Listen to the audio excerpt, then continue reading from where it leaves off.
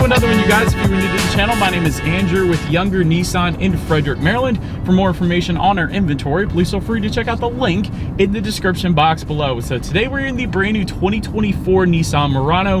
This is Nissan's luxurious two-row SUV. This may be the final year before a complete redesign from the Murano as well, and the S trim level is gone for the 2024 model year. I'll just get that out of the way now, but ultimately in this video we will be testing out and going over everything about this one. So having said that, what do you guys say? Let's just go ahead and jump right into it, and as always, let's start with pricing. And so as you can imagine, there are several trim levels for the 2024 Murano.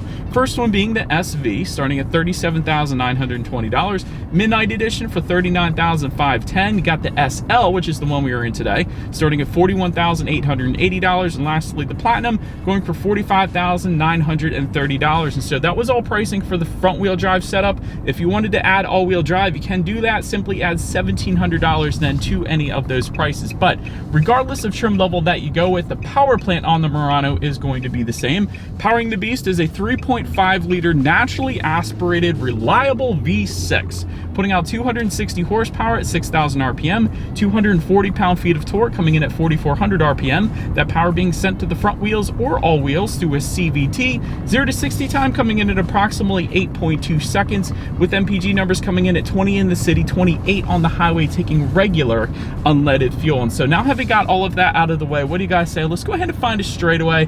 Let's put the Murano here to the test, and let's see how quickly we can get our new 2024 Murano here up to speed. All right, here is our straightaway in 3, 2, 1, go. Instant, love it. All right, still not the quickest thing in the world, gotta be honest. 0 to 60 in 8.2, it's respectable, but it's not quick. But one thing I did like I mentioned there, it is an instant acceleration, not like an electric car instant acceleration, but not like a turbocharged engine acceleration. I'll say that, because with turbocharged engines, typically you got a little bit of turbo lag. The alternative, which Nissan could probably use in this thing, is their turbocharged 3-cylinder that they use in the Rogue, but that does have a little bit of turbo lag. But with a naturally aspirated V6, you do have instant acceleration when you hit the gas. So I personally love that. Not only that, with naturally aspirated engines, of course, they are more reliable than their turbocharged counterparts as well. So for that reason, I think the engine is perfect on the Murano. But anyways, then touching on braking, because that is equally important, of course. Up front, you will find 12.6-inch ventilated front discs. In the back, 12.1-inch solid rear discs. As far as that 60-0 stopping distance goes, as we pull up to a red light here, that comes in at 120 feet. As far as the braking feel goes, it is a smidge bit on the softer side of things, but I will say 120 feet, that number is perfectly fine. That's plenty respectable. Typically with SUVs, you get upper 120s, if not 130. So 60 to 0 and 120 feet, that's great. I'm just not perfectly in love with the braking feel. It's just okay. I'll just put it that way. But anyways, then touching on suspension and handling. Up front, you're going to get an independent strut type front suspension. In the back, independent multi-link rear suspension, front and rear stabilizer bars. As far as ride quality goes, that has been perfectly fine in my short little test drive here today so far. I will say ride quality has been absorbing Frederick's road imperfections perfectly fine. And they have a lot of road imperfections here in Frederick, so I don't have any issues with that. Steering feel I also really like, because that is weighted on the heavier side of things, so it better points you in the direction that you want to go, as opposed to a much looser steering feel that you actually traditionally do find in SUVs. So this is more like a sedan steering feel, which is, I think, why I personally like it. It feels good in this thing.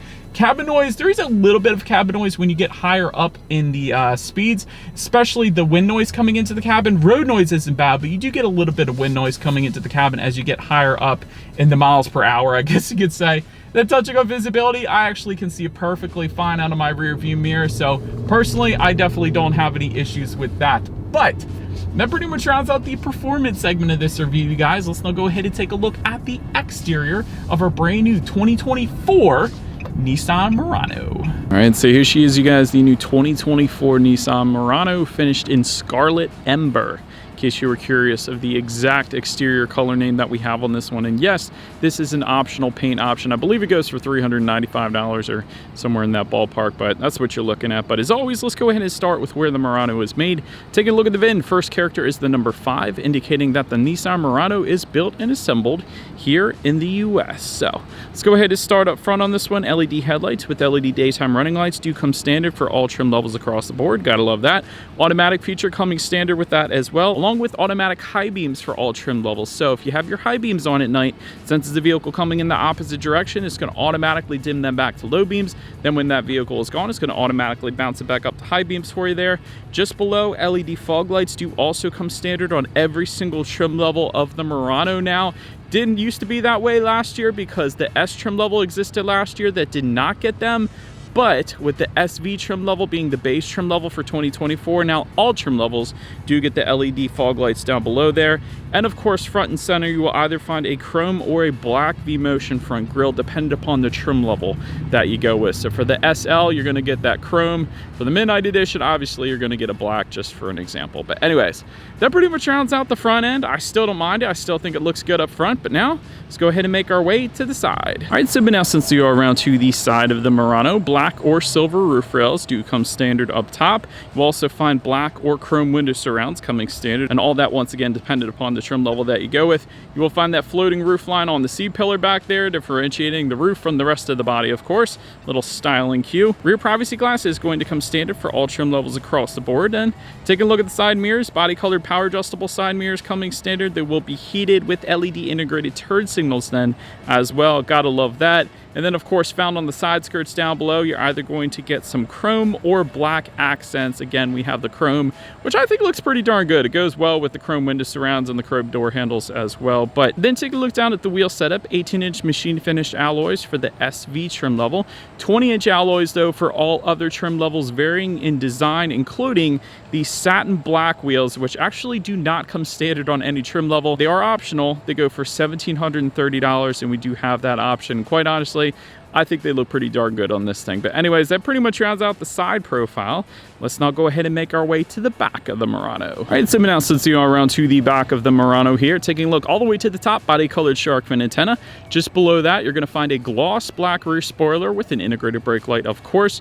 You also have that rear window wiper as expected back there, but LED taillights do come standard for every single trim level across the board. That isn't always the case, so I do like to emphasize that. But then making our way all the way to the bottom here, you will find dual exhaust outlets with chrome tips. They look pretty darn good down there. But anyways, I do believe you guys know now what we have to do next. As always, here is that exhaust clip.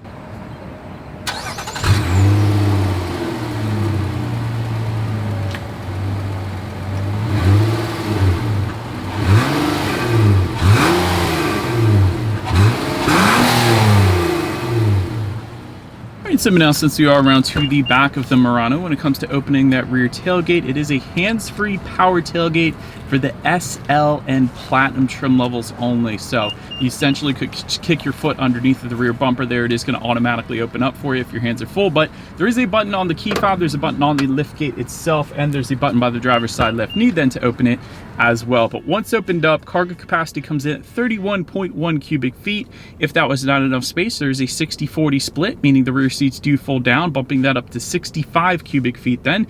There are some levers in the cargo area, I should say, that does allow you to fold down those rear seats very easily. So I did like the convenience of that. There is some cargo lighting back there, of course. There are grocery bag hooks, plenty of them. I like seeing that. Cargo tie-down anchors do come standard. There's a 12-volt power outlet back there. It's actually a cargo cover back there as well. And then if you were to lift up underneath of that cargo floor, you are going to find a spare tire, which I personally prefer as opposed to the fix-a-flat. And there's actually some space around that spare tire. You could probably put an ice scraper or something like that if you wanted to as well. But then making our way up to the rear legroom, that comes in at 38.7 inches. For reference, I'm an even 6 feet tall. This is how much space I had back there. Rear passengers though definitely have it made in the Murano. Here is why. You get rear ventilation coming standard. I like that, of course, but rear center armrest with cup holders, and not only the cup holders, but there's also a little slot kind of to set a tablet or a cell phone if you wanted to as well. There's dual rear USB charging ports. I also liked seeing that.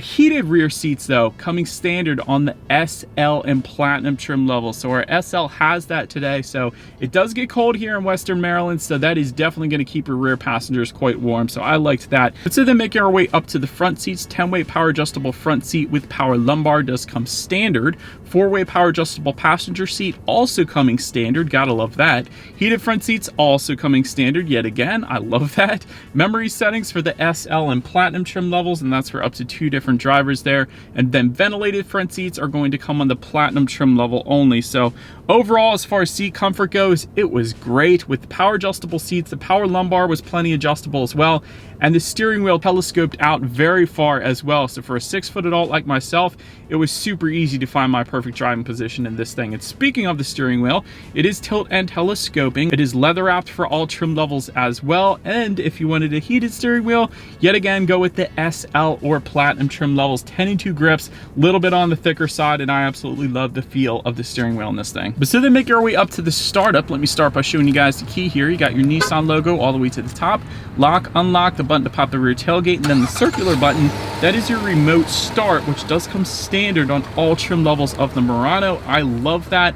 But ultimately it is all keyless entry with a push button start. So all I'm going to do here is simply put my foot on the brake and press that engine start button located directly in front of the shifter. And so once started up, tachometer is all the way to your left, speedometer is on your right. There is a fairly large digital display front and center. To control what is on that digital display, there are some steering wheel mounted controls found on the left side of the steering wheel, allowing you to toggle between different things like radio information. There's your outside temperature. There is a digital speedometer and compass if you wanted to leave that up there. There's also how many miles you have left until you hit empty. There's your trip A, trip B, of course, average fuel economy, the list goes on. So pretty much everything you could possibly think of up on the digital portion of the gauges. Having said that, wouldn't have minded seeing a full digital gauge cluster on the Murano, much like the Rogue now does that. But now let's go ahead and make our way to overall interior quality. Dual pane panoramic moonroof. That is new for 2024 for the SL trim level. So there hasn't been many changes for the 2024 Murano, but that is one of them.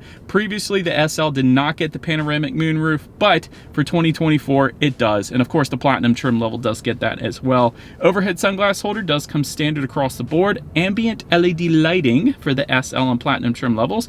Auto dimming rear view mirror for all trim levels across the board. Gotta love that. Then if you were to go with the SL and Platinum trim levels, you will find home link controls to up to 3 different garage doors found on the bottom portion of that rear view mirror. So that's definitely convenient. Dual zone climate control is going to come standard on all trim levels across the board. And overall, I think Nissan actually did a really good job with the interior quality, believe it or not. A lot of soft touch materials found on the doors specifically. I do like kind of this aluminum look, although that is plastic, but it looks good on the doors, and that continues up above the passenger side glove box and all that. So that looks pretty cool. Another thing I always gripe on a lot of my reviews is surrounding the shifter and cup holders. A lot of times manufacturers will leave that as like a matte gray or a matte black plastic. Nissan didn't do that. They continued that aluminum look finish, and they put that around that area as well, which I personally think looks absolutely amazing. Just to the right of the shifter, you're going to find a little bit of storage. You got your dual cup holders, your heated seat buttons, of course. Within the center armrest, there is a very deep amount of storage in there, a ton of storage, quite honestly. And overall, the softness to the elbow rest when I was actually driving, found on top of that center storage there and also on the doors, it was extremely comfortable. So overall, I think Nissan did a pretty darn good job with the interior quality of this thing. But now let's go ahead and make our way to the tech, and let me start with my very favorite part on the tech. Just above the infotainment screen, you will find a CD player that comes standard on all trim levels across the board. I always like to mention that with the Murano because you really don't see that often anymore. But if you like CDs, the Murano is one of the few vehicles that still has it. But 8-inch colored touchscreen display does come standard. Bluetooth and audio streaming, Android Auto, Apple CarPlay. Factory navigation system is going to come on the SL and Platinum trim levels. You will find some weather information up there. There's your stock information, but no crypto information, unfortunately, quite yet. You will also find some radio information up there. And so when it comes to the sound systems, there are 2 of them. 6 speakers is going to come with the SV and the Midnight Edition. And then you're going to find an 11-speaker Bose sound system for the SL and Platinum. So therefore, that is the one that we have today. So what do you guys say? Let's go ahead and turn on the radio, see what we got playing this morning, and let's test out the clarity of this one.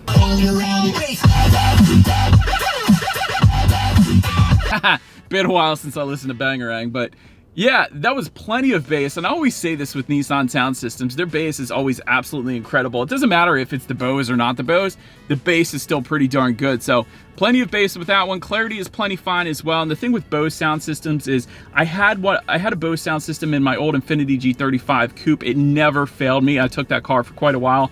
And yeah, Bose is a very reputable company, so you're not going to have any issues with that. But anyways, last thing I wanted to mention to you guys on the infotainment screen is when you do put the Murano in reverse, you will find a rear view camera coming standard across the board. But if you were to go with the SL or Platinum trim levels yet again, you will also get that panoramic view monitor found on the right there, giving you that bird's eye view, which is always going to lead us into safety. Let me start with my favorite part.